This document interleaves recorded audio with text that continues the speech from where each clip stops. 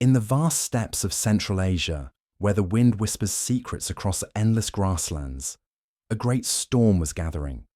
It was the year 1162, and in a land where survival depended on strength and cunning, a child was born who would reshape the world forever.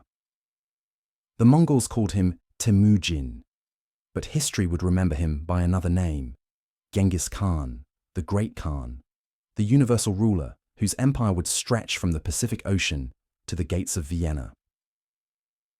This is the story of how a tribal outcast became the founder of the largest contiguous land empire in human history, an empire that would connect East and West, transform trade routes, and leave an indelible mark on civilizations from China to Europe. But our journey begins not with conquest, but with a boy struggling to survive in one of the harshest environments on Earth. The Mongolian steppes of the 12th century were a world unto themselves.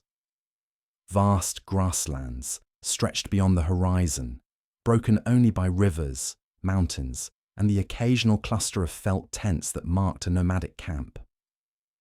This was a land where the seasons ruled with absolute authority.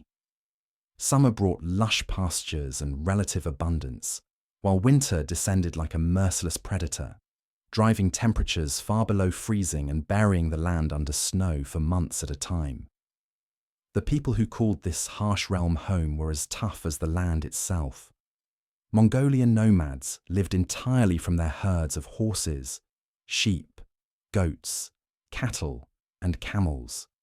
They moved constantly, following the rhythm of the seasons and the needs of their animals.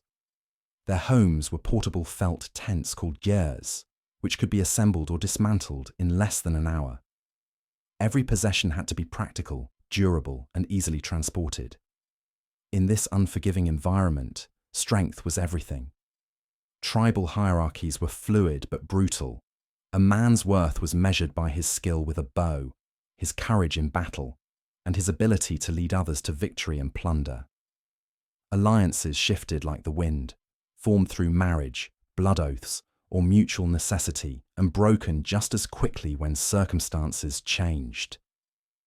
Into this world was born Temujin sometime around 1162, in a felt tent beside the Onon River.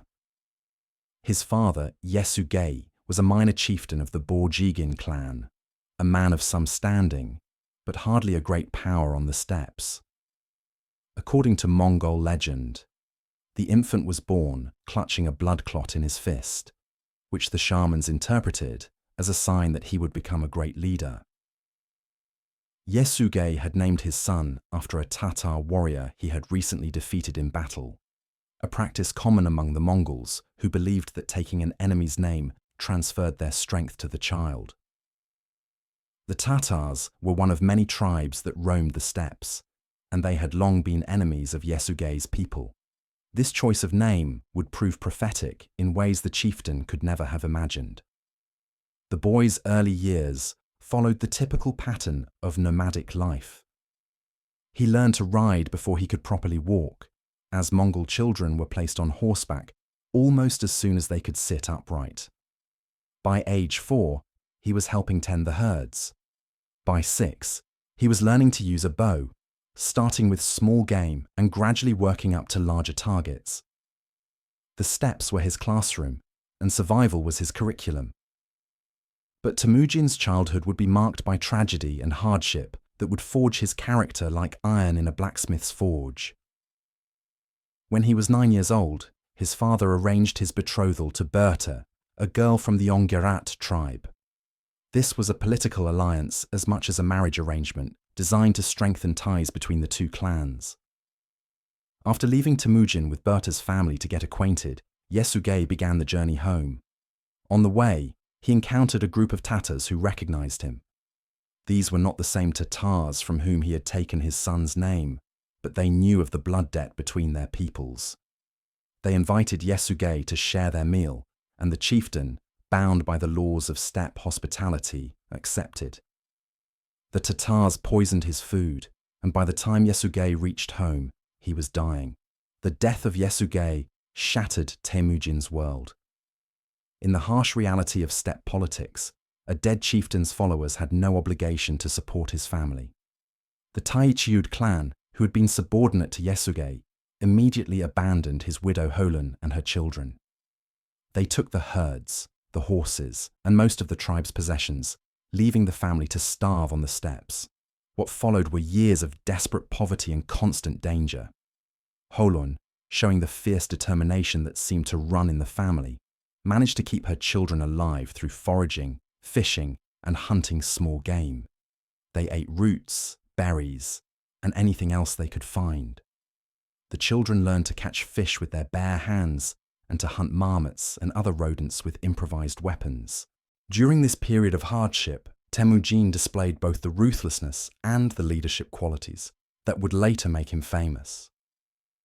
When his half-brother Begta began asserting dominance over the family's meager resources and threatening Temujin's position as the eldest son of the chief wife, Temujin and his brother Kasar killed him with arrows.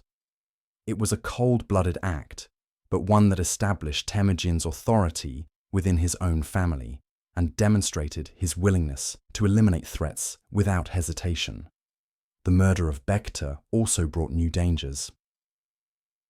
The Taichiud clan, learning of the killing, decided that young Temujin was becoming too dangerous to leave alone. They captured him and made him a slave, forcing him to wear a wooden collar called a kangwe that prevented him from lying down or feeding himself properly. But Temujin's spirit could not be broken so easily. During a celebration at the Taichiud camp, when his guards were distracted by drinking and festivities, Temujin managed to escape. Still wearing the heavy wooden collar, he hid in a river until darkness fell, then made his way to the tent of a sympathetic Taichiud named Sorgan Shira. This man, risking his own life, helped remove the collar and hid Temujin until he could safely return to his family. This escape became the stuff of legend among the Mongols, but more importantly, it taught Temujin valuable lessons about the power of unexpected allies and the importance of timing.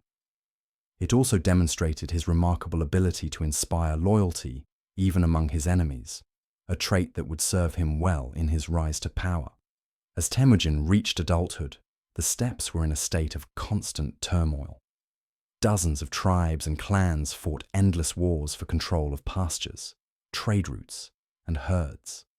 The major powers included the Tatars in the east, the Merkits in the north, the Naimans in the west, and various Mongol clans scattered throughout the central steppes. Above them all loomed the Jin dynasty of northern China, which played the nomadic tribes against each other to prevent any single group from becoming too powerful. It was into this chaotic world that Temujin emerged as a young warrior, determined to reclaim his father's position and forge a destiny worthy of the blood clot he had clutched at birth. His first step was to claim his bride, Berta, whose family had maintained their promise of marriage despite his fall from grace. The wedding not only provided him with a devoted partner who would prove crucial to his success, but also brought him back into the network of tribal alliances. But even this happy occasion soon turned to crisis.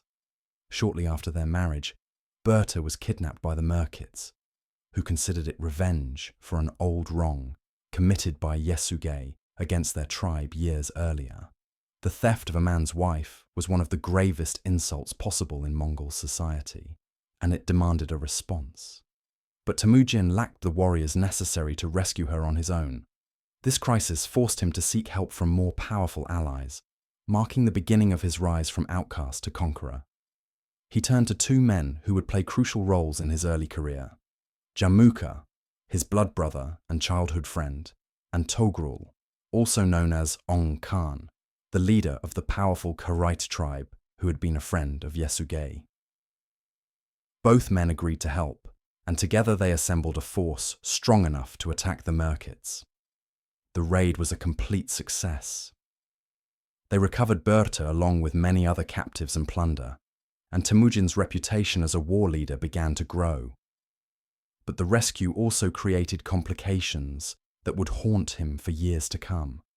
When Berta gave birth to a son 9 months later, There were whispers that the child might be the offspring of a Merkit captor, rather than Temujin's own blood. The boy was named Yochi, meaning guest, and while Temujin accepted him as his son, the questions about his parentage would create succession problems decades later. More immediately, the successful raid had made Temujin a leader of note on the steppes, which meant he was now a potential threat to other ambitious men, including his former ally Jamuka. The friendship between Temujin and Jamuka had been forged in childhood through the Mongol ritual of blood brotherhood. But as both men attracted followers and built their own power bases, their relationship grew strained. The breaking point came during a joint hunting expedition when a dispute arose over the division of spoils. The two blood brothers parted ways, and their followers were forced to choose sides. What followed was years of intermittent warfare as the two former friends became bitter rivals for supremacy among the Mongol tribes. Jamuka was the more traditional leader, respected by the established nobility and skilled in the old ways of steppe politics. Temujin, by contrast, attracted followers through merit rather than birth, promoting talented individuals regardless of their tribal background, and creating a more egalitarian system within his growing army. This conflict came to a head at the Battle of Dalan Baljut around 1187, where Jamuka inflicted a severe defeat on Temujin's forces. In the aftermath, many of Temujin's followers abandoned him, and he was forced to retreat with only a small band of loyal supporters. For several years, he lived almost as an outlaw, raiding and surviving on the margins of steppe society. But this period of adversity only strengthened Temujin's resolve and refined his understanding of leadership. He learned to read men's hearts, to identify those who could be trusted absolutely and those who would betray him at the first opportunity. He developed the organizational skills that would later enable him to manage an empire spanning continents. Most importantly, he began to articulate a vision that went beyond the traditional goals of tribal warfare. Where other steppe leaders sought to raid, plunder, and maintain the existing order of constantly shifting alliances, Temujin began to speak of unity. He envisioned bringing all the Mongol tribes together under a single banner, ending the cycle of internecine warfare that kept them weak and divided. This vision attracted followers who were tired of the endless conflicts and who could see the benefits of joining a larger, more stable confederation. Gradually, Temujin's fortunes began to improve. His reputation for keeping his word and protecting his followers drew warriors from across the steppes. Unlike many tribal leaders who relied on kinship ties and traditional obligations, he built loyalty through consistent fair treatment and generous sharing of spoils. He also showed remarkable skill at incorporating defeated enemies into his own forces, often promoting former opponents to positions of authority if they demonstrated genuine loyalty. One of his most important early supporters was Subutai, who would become perhaps the greatest general in Mongol history. Born into a humble family of blacksmiths, Subutai possessed a brilliant military mind that Temujin recognized and nurtured. Under the traditional system, such a man might never have risen above his birth status, but Temujin's meritocratic approach allowed talents like Subutai's to flourish. Another crucial ally was Jabi, originally known as Zurgadai, who had served under one of Temujin's enemies. During a battle, this warrior had shot Temujin's horse out from under him with a well-aimed arrow. When Temujin later captured him, instead of executing the man who had nearly killed him, he was impressed by the archer's skill and honesty. He gave him a new name, Jebe, meaning arrow, and made him one of his generals. Jebe would go on to lead some of the Mongols' most successful campaigns.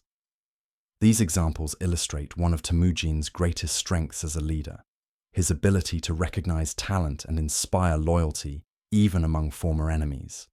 This skill would prove invaluable as he continued to expand his influence across the steppes. By the 1190s, Temujin had rebuilt his forces and was once again a major player in steppe politics. The complex web of alliances and enmities that characterized Mongol tribal relationships provided numerous opportunities for a skilled leader to advance his position. When Togrul, the Karaite leader who had helped him rescue Berta, was driven from his throne by rivals, Temujin helped restore him to power. This act of loyalty strengthened their alliance and demonstrated Temujin's growing military capabilities. The relationship with the Karaites was crucial because they were one of the most powerful confederations on the steppes, and many of them were Nestorian Christians, which gave them connections to the broader world beyond the grasslands.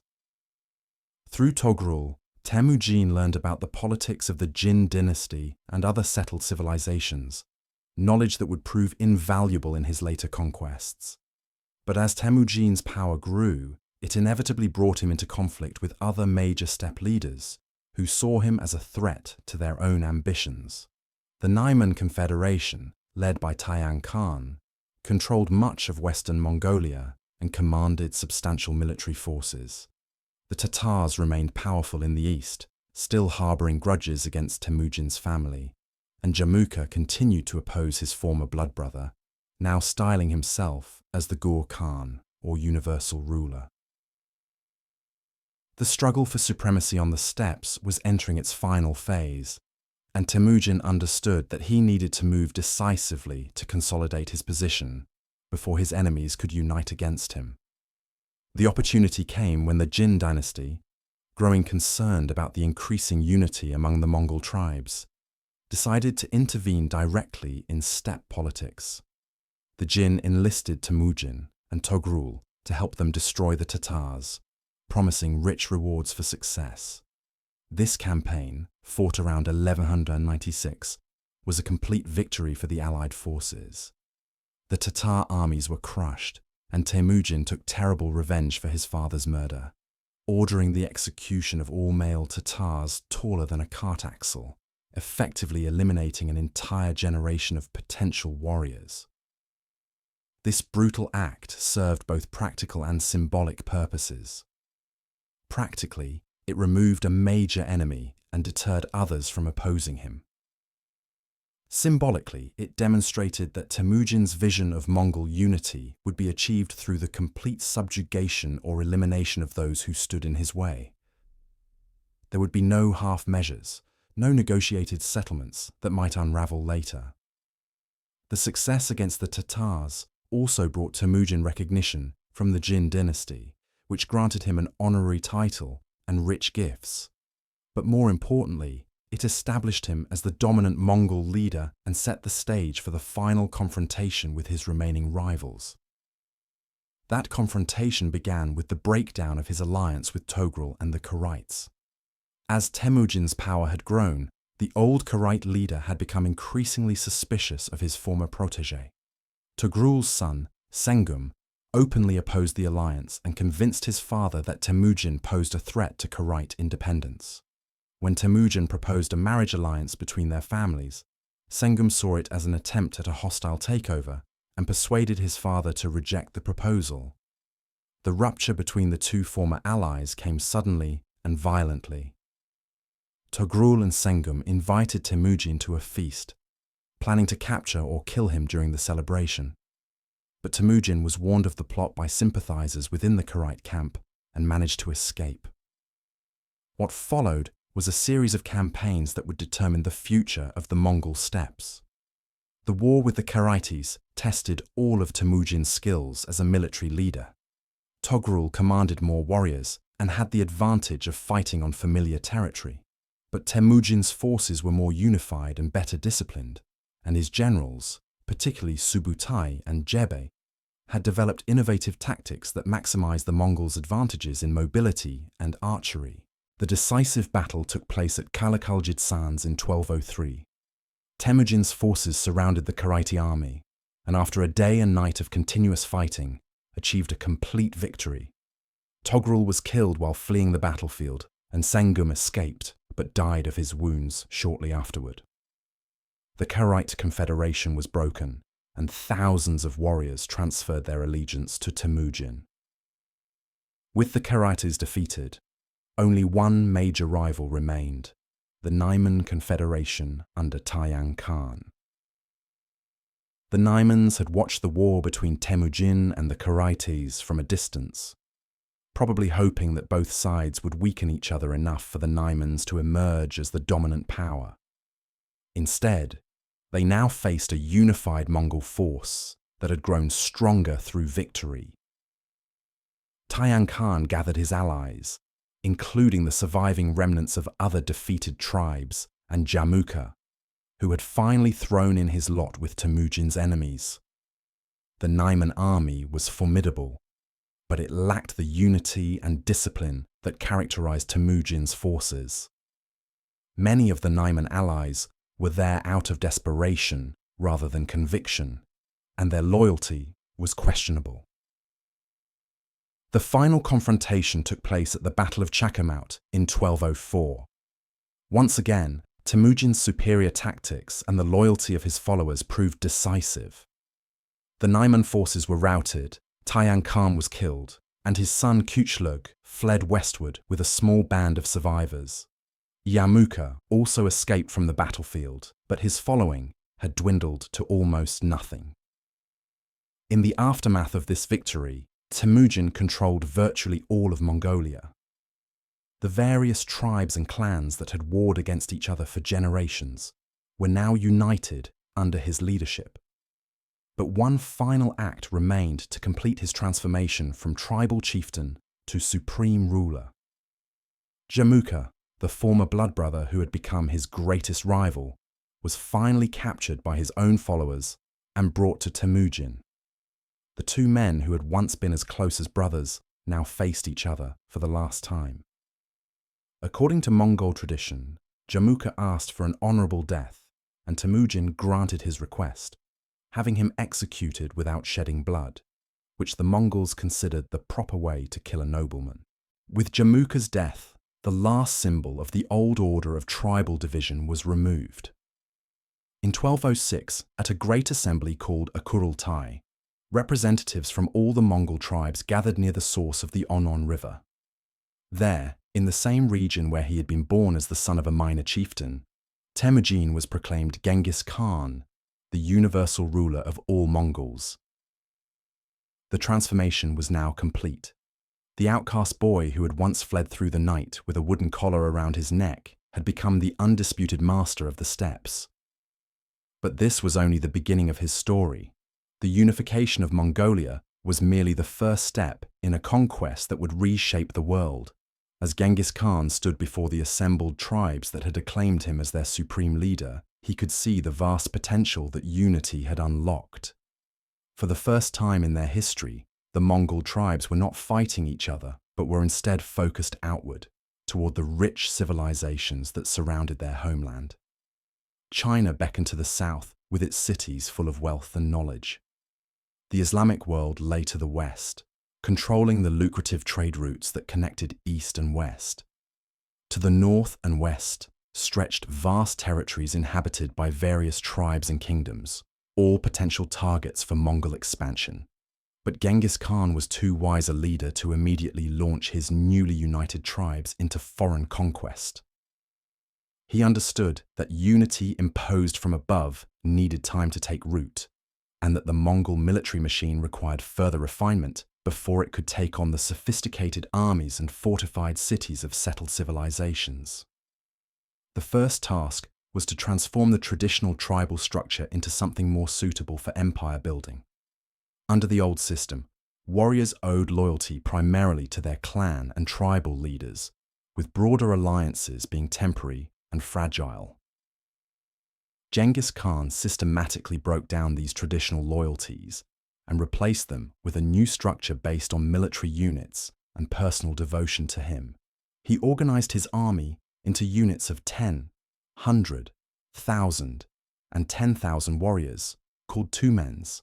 These units were deliberately composed of men from different tribes and clans, making it impossible for any single traditional leader to command a large force of his own kinsmen. Leadership positions were filled based on merit and loyalty to Genghis Khan rather than hereditary status or tribal affiliation. This decimal system had several advantages beyond preventing tribal rebellion.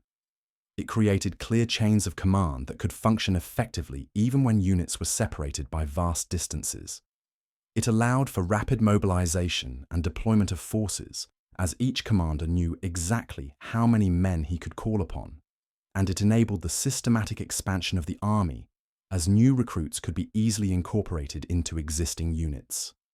Genghis Khan also established the Kashik, his personal guard, which served multiple functions within his new state. The guard included the sons of tribal leaders, who served both as elite warriors and as hostages, ensuring their father's continued loyalty. Members of the Kashik were groomed for leadership positions throughout the empire, creating a cadre of officers whose primary allegiance was to Genghis Khan personally rather than to any tribal or regional authority. Beyond military organization, Genghis Khan began implementing legal and administrative reforms that would help hold his diverse empire together. He promulgated the Yasa, a comprehensive legal code that established uniform laws across all Mongol territories. The Yasa covered everything from military discipline to commercial regulations, property rights to religious tolerance. One of the most revolutionary aspects of the Yasa was its emphasis on merit over birth. Traditional Mongol society had been highly stratified, with rigid distinctions between nobles and commoners. Under Genghis Khan's new system, anyone could rise to high position through demonstrated ability and loyalty. This policy not only made his government more efficient, but also created powerful incentives for talented individuals from conquered territories to serve the Mongol state. Religious tolerance was another key feature of the Yasa. While Genghis Khan himself followed traditional Mongol shamanism, he recognized that his empire would encompass peoples of many different faiths. Rather than trying to impose religious uniformity, he granted freedom of worship to all subjects while requiring religious leaders to pray for his success. This pragmatic approach helped minimize resistance in conquered territories and allowed the Mongols to benefit from the knowledge and skills of diverse religious communities. The Yasa also established extensive protections for merchants and trade routes. Genghis Khan understood that commerce was the lifeblood of any great empire, and he went to extraordinary lengths to ensure the safety of traders traveling through Mongol territory. The death penalty was prescribed for anyone who robbed or harmed merchants, and local officials were held personally responsible for the security of trade routes in their jurisdictions. These legal and administrative innovations were complemented by military reforms that would make the Mongol army the most effective fighting force of its era. Genghis Khan standardized equipment and tactics across all units, ensuring that his forces could operate with unprecedented coordination. Every warrior was required to maintain multiple horses, usually 3 or 4, allowing Mongol armies to move with remarkable speed across vast distances. The Mongol composite bow became the signature weapon of the army. These bows, made from horn, wood, and sinew, could accurately hit targets at ranges up to 400 meters and could penetrate most armor of the period. Every Mongol warrior was required to carry at least 60 arrows into battle, along with backup weapons including sabers, spears, and lassos. But perhaps the most important innovation was the emphasis on intelligence gathering and psychological warfare. Genghis Khan established an extensive network of spies and informants who provided detailed information about enemy capabilities, defenses, and political divisions. Before attacking any target, Mongol commanders would have comprehensive knowledge of their opponent's strengths and weaknesses. Psychological warfare was equally sophisticated. The Mongols deliberately cultivated a reputation for absolute ruthlessness toward those who resisted, while showing mercy to those who submitted voluntarily. Stories of Mongol brutality spread far ahead of their armies, often causing enemy forces to surrender without fighting rather than face destruction. By 1207, Genghis Khan felt confident that his military and administrative reforms had created a force capable of taking on the outside world. He began with relatively small-scale operations designed to test his new system and provide his warriors with experience in fighting non-Mongol enemies. The first target was the Western Xia Kingdom, which controlled important trade routes along the Silk Road in what is now northwestern China. The Western Xia had grown wealthy by taxing caravans traveling between China and Central Asia, but their military was not particularly formidable. More importantly, they occupied territory that the Mongols would need to control before they could effectively attack the more powerful Jin dynasty that ruled northern China. The campaign against Western Xia began in 1207 and continued intermittently for several years.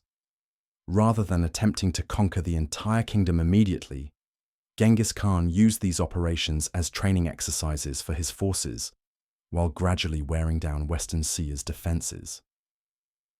Mongol armies would sweep into Xia territory, capture cities and fortresses, extract tribute and supplies, then withdraw before the enemy could mount an effective counterattack.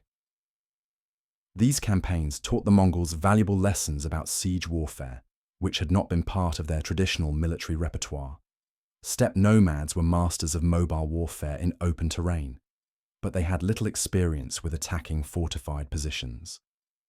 To overcome this limitation, Genghis Khan began incorporating Chinese and other engineers into his forces, learning the arts of siege engines, undermining walls, and coordinating complex assaults on urban defenses. The Western Xia campaigns also provided opportunities to test and refine Mongol logistics systems. Moving large armies across vast distances required careful planning for food, water, equipment, and horse fodder.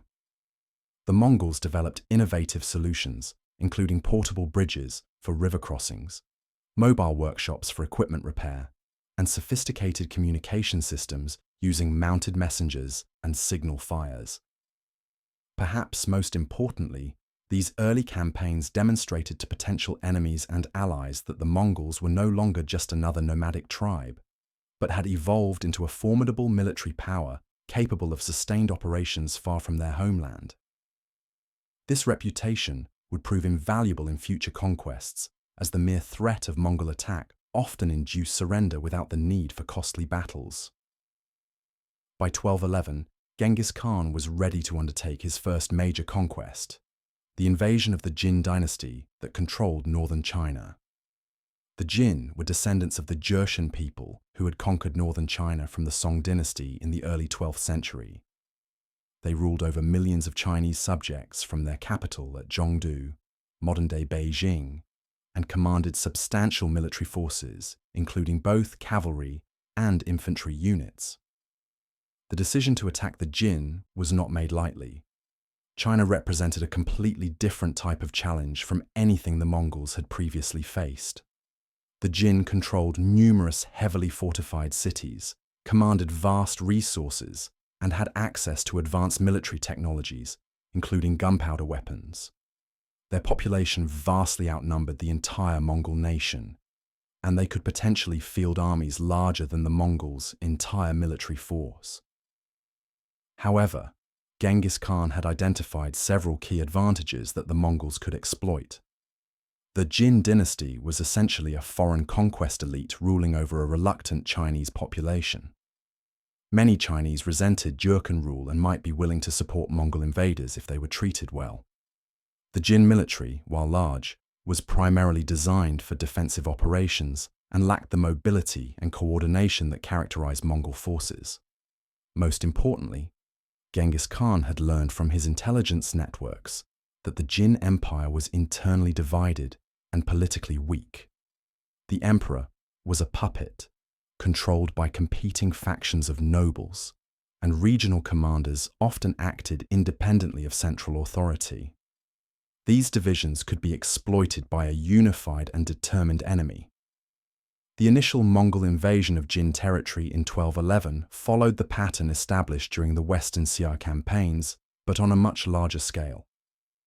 Rather than attempting to capture and hold territory immediately, Mongol forces swept across the countryside, destroying isolated garrisons, capturing supplies, and forcing the Jin to concentrate their forces in fortified positions. This strategy served multiple purposes. It allowed the Mongols to avoid costly sieges while they were still learning urban warfare techniques. It deprived the Jin of revenue from rural areas, weakening their ability to finance prolonged resistance. And it demonstrated Mongol power to the Chinese population, encouraging defections and rebellions against Jin rule.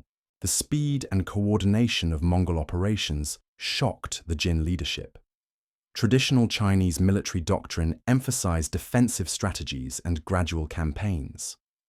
The Mongols' ability to appear simultaneously at multiple points hundreds of miles apart, strike rapidly, and vanish before defenders could respond was unlike anything the Jin had previously encountered. As the campaign progressed, Genghis Khan began incorporating increasing numbers of Chinese soldiers, engineers, and administrators into his forces. Unlike many conquerors who relied primarily on their own people, he showed remarkable openness to adopting useful techniques and technologies from his enemies. Chinese siege engineers taught the Mongols how to construct and operate catapults, trebuchets, and other artillery. Chinese administrators provided expertise in governing settled populations and collecting taxes from agricultural communities. The siege of Zhongdu in 1214 marked a turning point in Mongol capabilities. The Jin capital was one of the most heavily fortified cities in the world, protected by massive walls and defended by tens of thousands of soldiers. Traditional Mongol tactics were insufficient for such a challenge, but Genghis Khan's willingness to adapt and learn enabled his forces to eventually capture the city. Temujin's transformation into Genghis Khan demonstrates that determination, strategic thinking, and adaptability can reshape the world. From the harsh steppes of Mongolia emerged a visionary leader whose innovations in military organization, governance, and cultural exchange echoed through centuries. The Mongol Empire he founded became a bridge between East and West, facilitating unprecedented trade, communication, and cultural exchange across the known world. Even humble beginnings can lead to extraordinary achievements when paired with unwavering resolve and the courage to embrace change.